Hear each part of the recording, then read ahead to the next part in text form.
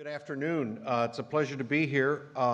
As we kind of move into this panel, we're sort of going to descend from the bright sunny plains of the Platonic form into the cave and try and discern the shadows on the wall now as we move into statutory, regulatory policy, which is a genteel word for politics. And I'm going to be basically trying to describe to you at least a thought process I've gone through in terms of working out of a discrete or specific regulatory regime under the Clean Water Act, and how at least we'll propose to you a way to sort of build out, if you will, to a complete portfolio of in terms of the provision of ecological services, which at the same time will do right by the environment and put money in the purse of various providers, whether they be agricultural providers in the rural context or well, we can talk about some interesting things in the urban wet weather context, too. Peter Drucker, who's the godfather of modern management theory, had a great statement once. He said, "Whom the gods would destroy, they first give 40 years of success." And I think he was speaking about General Motors at the time, but we're now 37 years after the passage of the Clean Water Act, and basically, as we near that 40-year mark, the gods are not pleased. There is a flattening out of the upward curve of progress that we saw for many years. We had great success, most notably here in the Great Lakes, in terms of reducing phosphorus, primarily, well, exclusively, quite frankly, in terms of controlling what are in the business are referred to as point source discharges, the big discharge pipes in the water from big publicly owned treatment works or industry. But today we're dealing primarily with problems resulting from diffuse polluted runoff, again in the business referred to as non-point source, in the agricultural context, and even stormwater, which, while regulated, is imperfectly regulated and still has many gaps. And again, in terms of the stormwater issue, it relates to the whole question of impervious surfaces across the urban landscape. Yet, looking at this as we move ahead and try to overcome not the flaws in the Clean Water Act, but its limitations. It simply wasn't designed, really, while there's a lot of gauzy language in there about watersheds and broader reach. It's essentially a point source regulatory regime, and it's been a very good one. Notwithstanding, there are issues here and there, and there'll be continual refinements, but there is a regime in place to deal with those category of pollution sources. That said, we've got to go beyond that, and there are opportunities out there to create new markets and, I believe, incentives for the provision of not just water quality benefits, but again, a wide array of ecological services from those who traditionally made their living on the land, but not just necessarily limited to agricultural producers. And I believe that this path forward starts with the Clean Water Act. Clean Air Act does get into it, but that's not my mission today. And I think then bring to bear the concept of water quality trading, still somewhat in its infancy, and then leading to a broader vision of markets, again, as I say, a complete portfolio of ecological services for habitat, wetlands mitigation, banking, and carbon sequestration, as well as the protection of endangered species. Now, to make this vision a reality, I think will demand the creation of new institutions which can serve as aggregators, brokers, and bankers who can bring numerous sellers and buyers together, reduce transaction costs, overcome the barriers of asymmetrical information in the marketplace. I hope you economists are noting all the buzzwords I'm bringing along here from the literature, and navigate the shoals of regulatory regimes under statutes, again, such as the Clean Water Act and the Endangered Species Act. And again, while not absolutely necessary, if we do wind up with a cap-and-trade program for carbon, that'll be a tremendous driver for this whole movement, this whole initiative. Now, again, gains in water quality to date have been primarily the result of regulation of point source discharges, and it has been successful. As, again, Lake Michigan's a great example. Today, twice as many Americans are served by advanced or secondary wastewater treatment compared to 3 decades ago. And again, we can all pick out a water body, which, while maybe not perfect, is certainly improved. As former EPA administrator, two-time administrator Williams Ruckelshaus used to quip, even if all our waters are not fishable and swimmable, at least they're not flammable. Okay. Nevertheless, as of 2002, 45% of assessed miles assessed miles of river and streams were impaired, that is, not meeting water quality standards. Again, this primarily revolves around the fishing, swimming, and drinkability standards, but then also numeric criteria or narrative criteria that might be there to support them. Moreover, 47% of assessed acres of lakes, ponds, and reservoirs were also impaired, as were 32% of assessed square miles of bays and estuaries. 2006, EPA released its first consistent evaluation of streams that feed rivers, lakes, and coastal areas, the so-called Weightable Streams Assessment.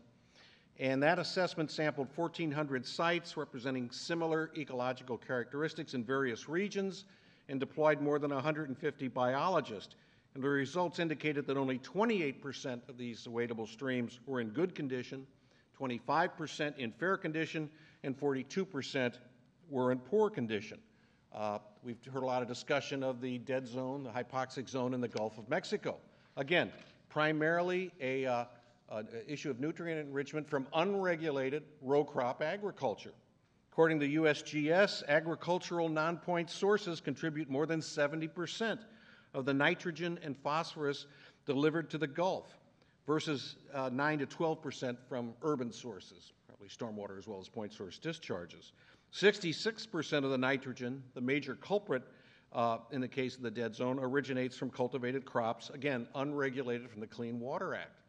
No doubt it's a measure of the tiny amount of contribution from the point sources that Chicago is probably the single biggest point source discharge to the Gulf of Mexico, at least of nitrogen or nutrients, given the fact that you all reverse the flow of the rivers here. And it goes down the Illinois and the Mississippi. Again, it's a small amount, but nonetheless, as I say, I use that really to illustrate more the overwhelming contribution of the non-point sources, unregulated, and yet under the Clean Water Act, the EPA really all can basically do is continue to figure out ways to push the point sources further than might be justified from an economic perspective.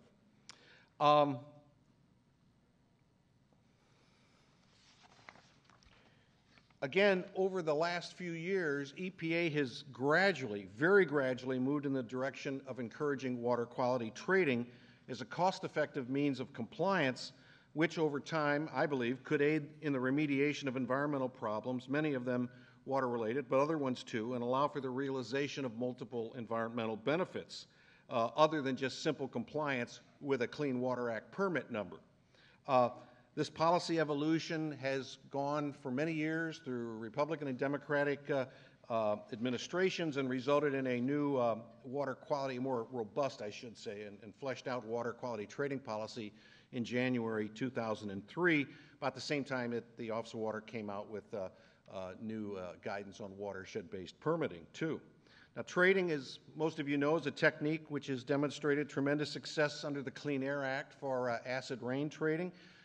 It was also used for the lead phase-out, and it's part of the Kyoto Protocol. Again, Don Hay, as he described his concept of nitrogen farming, is essentially one version or one model of this trading scheme in the water context, which takes advantages of economies of scales and the cost differentials, control cost differentials between the various sources of pollution. Now, in the case of point-to-point source trading, or it's pipe-to-pipe, if you will, the primary motivation there is cost reduction. And we have some very successful examples. The Long Island Sound program in Connecticut has been an outstanding success in terms of accelerating the cleanup of Long Island Sound and reducing it by literally hundreds of millions of dollars. Virginia has now got a new statute which is setting up a general permit to allow about 120 to 125 large dischargers for the purposes of the Chesapeake Bay, not for the near waters, to trade amongst themselves. That said, you aren't going to get through point-to-point source trading the kind of multiple benefits that you would get between point to non-point source trading, which gets you out onto the landscape, gets you onto the farms, gets you into the riparian corridors, gets you into the wetlands areas that you're trying to restore, where again you're not just getting least cost compliance, but you're getting multiple environmental benefits. Now, again, without getting into the details, liability under, say, a point to non-point source trading would remain, the legal liability, with the regulated entity, the permit holder. Nonetheless, through a series of contractual relationships, financial indemnification, you would be able to accomplish the goals of compliance with your permit, and at the same time, make sure that someone is still accountable legally for compliance. And again, I could go through, there's been a lot of studies, I'm sure with the economists in the crowd, they've seen the studies that have shown the cost differentials. There was a great one in the upper Great Lakes states that World Resources did back in 2000, where they estimated point source control costs at about $10.38 per pound in Wisconsin, $23.89 per pound in Michigan, and yet with trading, these costs were lowered to $5.95 per pound in Wisconsin, a 40% reduction, and $4.04 in Michigan, a reduction of 80%. But again, that will be of great interest to economists and to the regulated community. It's not as much interest, the cost reductions per se, to the environmental community or to ecologists. But that said, to the extent that we can move into the point, non-point source and do BMPs on the land, we're going to get much better payoff environmentally. I might say at this point, we haven't seen really that much water quality trading in this country, although there's some interesting ones coming online on the Ohio River. And I think the primary reason is that we do not have extensive numeric criteria for nutrient water quality standards. And it's nutrients, nitrogen and phosphorus, that will really be the driver for a greater amount of point and non-point source trading on the landscape. I might add that we could have this conversation in an urban context too, involving combined sewer overflows and even point source regulation, where we could find other ways on green infrastructure, low impact development, and put that into the same sort of context under trading. Let me, given the time constraints here, I did want to just give you sort of a concrete example that I found useful to kind of show you why I think water quality trading provides a door, if you will, or a window into a broader suite of a provision of ecological services and trading across the board. A recent study by the Water Environment Research Foundation, authored by really four of the country's great experts on this subject, describes in detail the multiple benefits to be derived from a hypothetical trade between a point and non-point sources, and taking the case of a wastewater treatment plant which purchases phosphorus credits from a non-point source, that is an agricultural producer or producers that implement BMPs on the land, stream restoration, and bank stabilization activities. The kinds of benefits generated include a more natural flow pattern in the stream with improved aquatic habitat, reduction in sediment loads, reduction in stream bank erosion, exclusion of livestock from the stream and stream bank, creation of vegetated stream buffers, and shading of the stream in the buffer zone, which is of benefit, obviously, where temperature is an issue with a cold water fishery. You add to this carbon sequestration and the like, it's a win-win-win all around. Now, the key thing, though, is making this happen, given all the numerous distributed potential sellers of credits who are very unfamiliar with the regulated system and will need a lot of assistance. So I think this model can apply across the board. It could be a land trust. It could be a soil and water conservation district. It could be some relationship between an ag processing sector and an ag production sector.